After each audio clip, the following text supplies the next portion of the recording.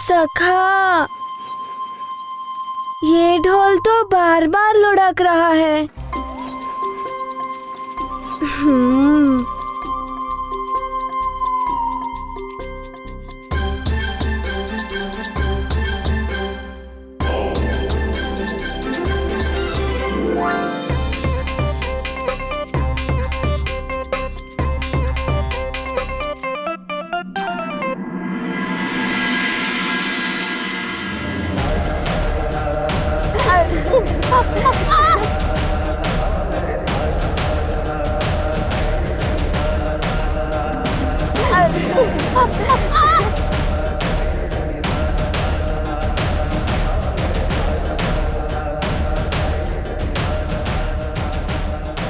मित्र मारुति, तुम तो ढोल भी अच्छा बजा लेते हो।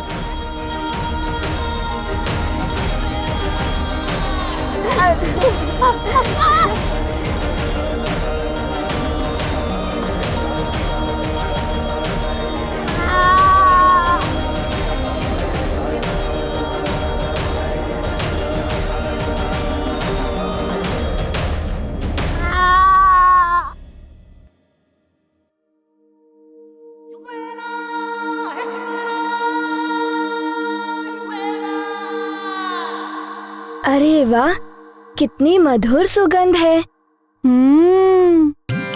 कहाँ से आ रही है ये?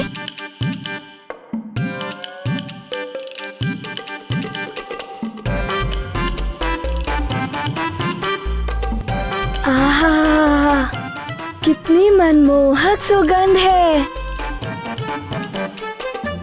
युवराज मारुति, आइए, आप लोगों के लिए भोजन तैयार है।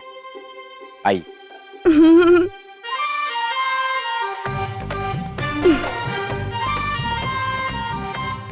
चलो मित्र।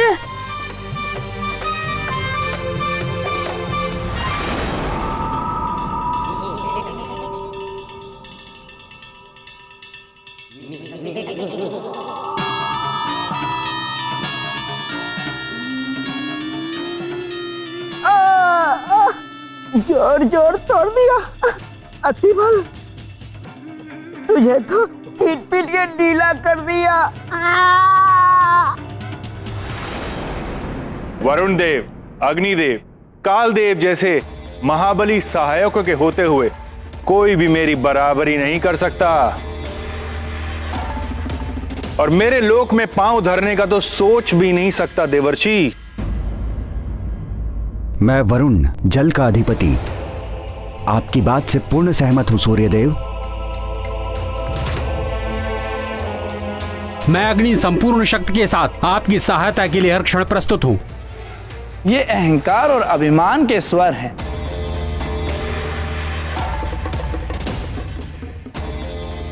मुझ काल के होते हुए कोई कैसे सूर्यलोक पर पांव धर सकता है? सूर्यदेव, दंभ दैत्यों को शोभा देता है, देवताओं को तो दया में ही रहना चाहिए। नारद जी, आप दैत्य कह रहे हैं मुझे?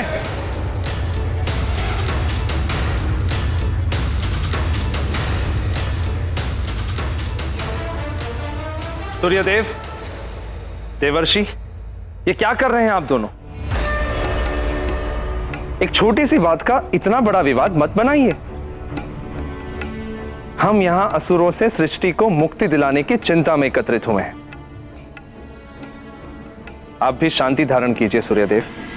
हे प्राण वल्लभ, सूर्यदेव तो महापराक्रमी माने जाते हैं, फिर भी उनमें इतना अहंकार।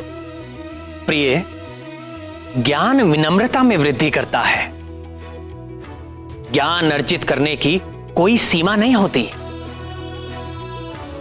किंतु जिस दिन यह प्रतीत हो कि अब और ज्ञान की आवश्यकता नहीं है, वो पूर्ण ज्ञानी हो गया है, उसी दिन, उसी क्षण से ज्ञान अहंकार में परिवर्तित होने लगता है।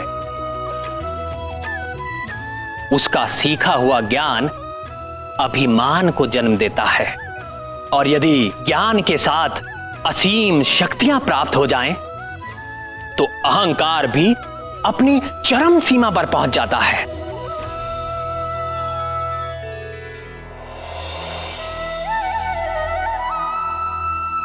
एक योगी की परीक्षा ऐसी ही परिस्थिति में होती है। सच्चा योगी असीम ज्ञान और अतुलित शक्ति पाकर भी विनम्र रहता है और मोक्ष के मार्ग को प्रशस्त करता है, किंतु अहंकारी पतन के अंधकार की ओर उन्मुख हो जाता है। यही सूर्य देव के साथ भी होने वाला था। शांति और शीतलता दुर्बलता के परिचायक है, जो कदापि मेरा स्वभाव नहीं।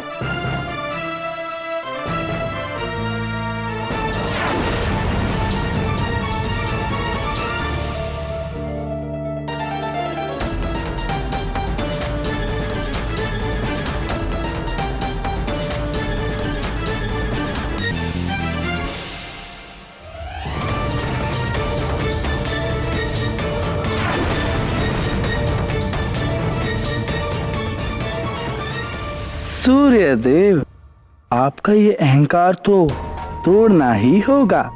सुमेरु राज्य में होने वाला आयोजन ही निमित्त बनेगा आपके इस अहंकार के टूटने का।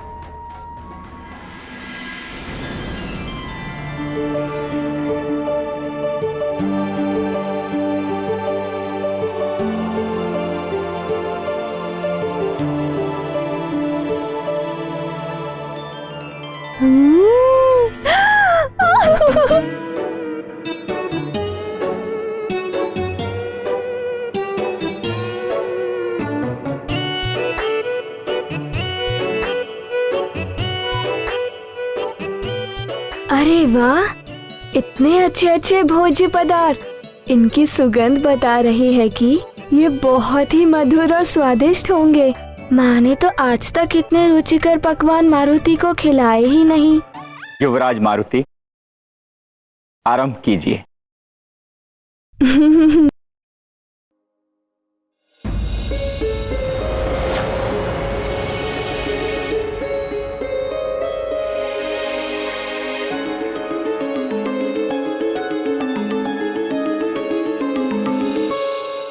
क्या हुआ माँ? पुत्र मारुति, तुम इन्हें अभी नहीं खा सकते। माँ, क्या ये खाने योग्य नहीं है?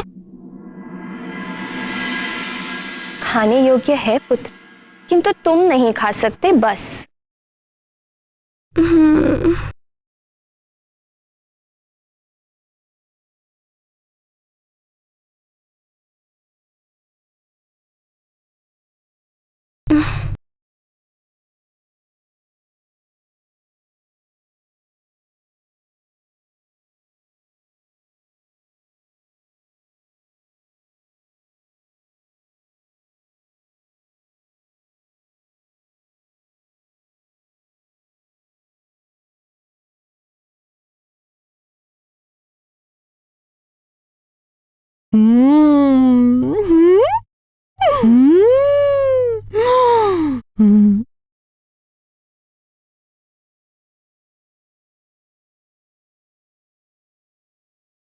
वाह, कितने मधुर लड्डू हैं ये, और ये पेड़ा भी बहुत स्वादिष्ट है।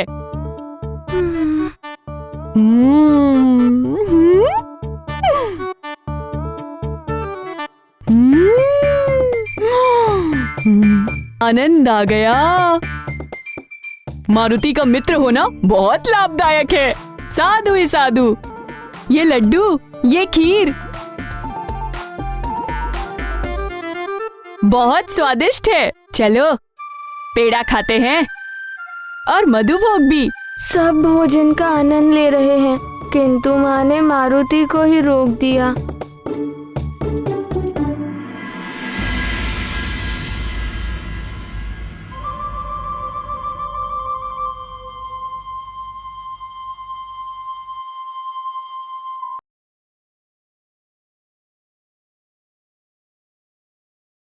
सखा,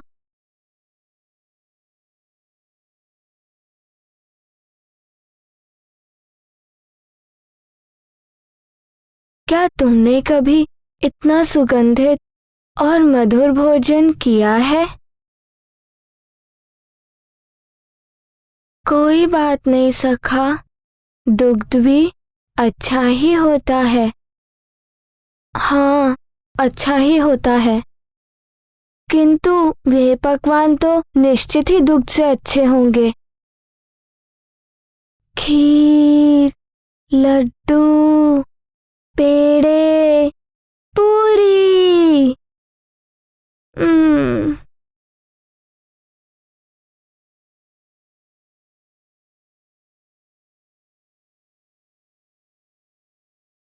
मारुति,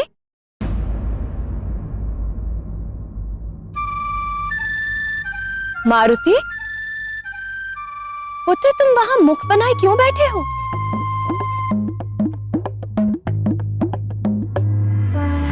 नारायण नारायण। हाँ,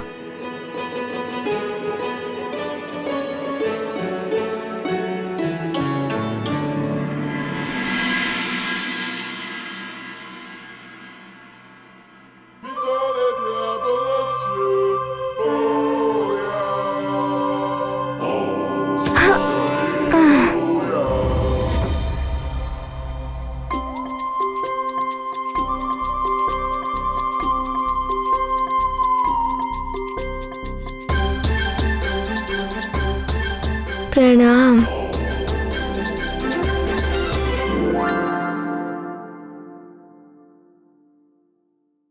नारायण नारायण।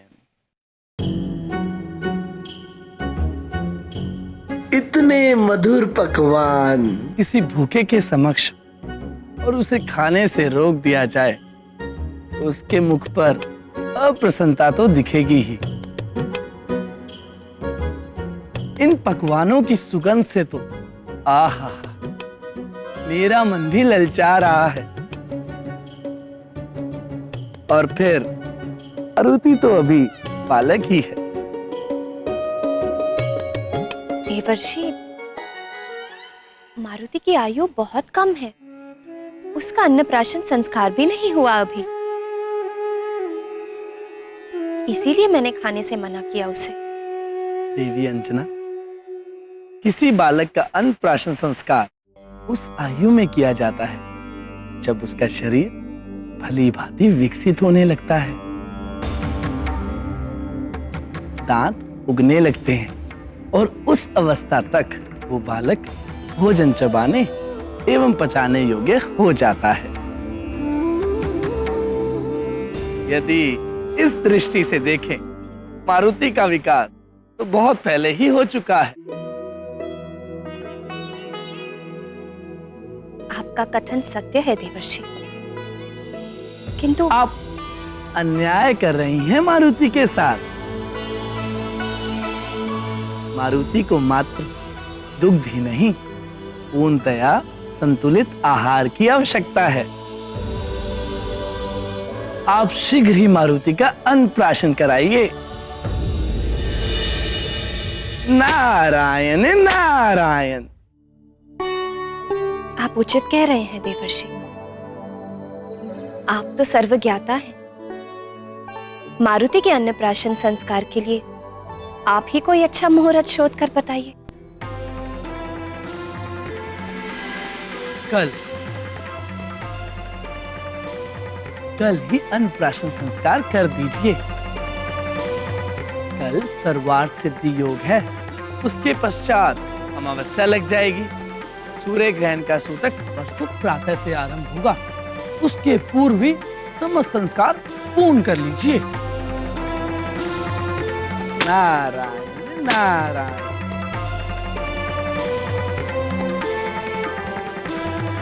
देवर्षि,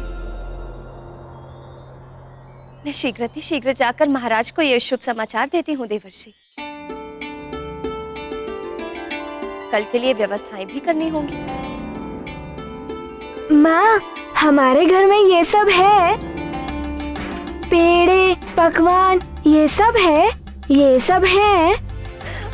हाँ पुत्र, सब कुछ है, पूरा भंडार है आपके लिए। पूरा भंडार?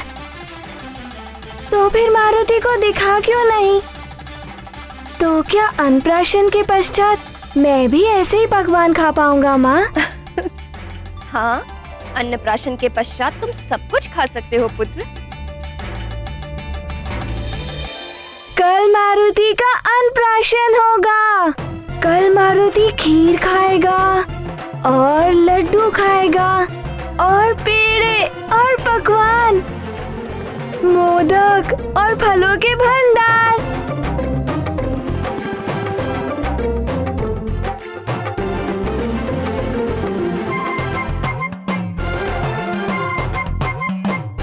प्रणाम।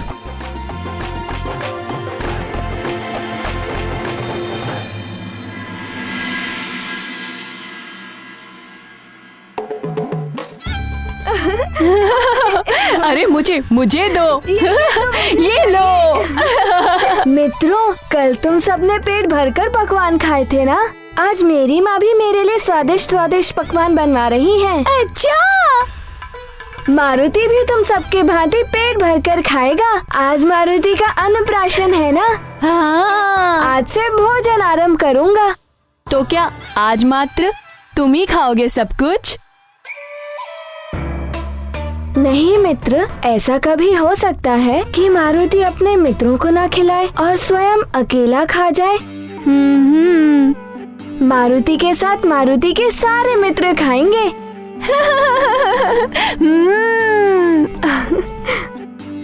पुत्र मारुति। हाँ? चलो पुत्र, अन्नप्राशन संस्कार के लिए सब तुम्हारी प्रतीक्षा कर रहे हैं। चल। अरे इसे तो यहाँ छोड़ दो।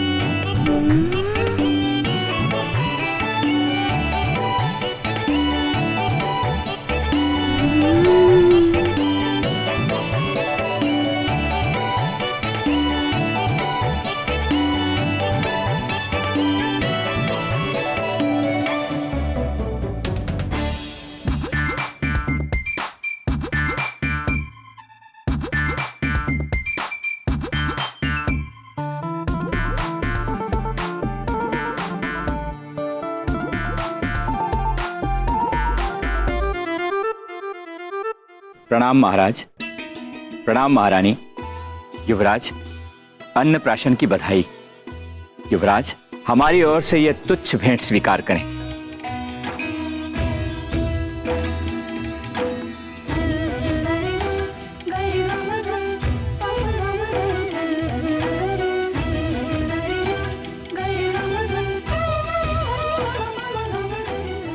आपको अनेकों आशीर्वाद और शुभकामनाएं युवराज।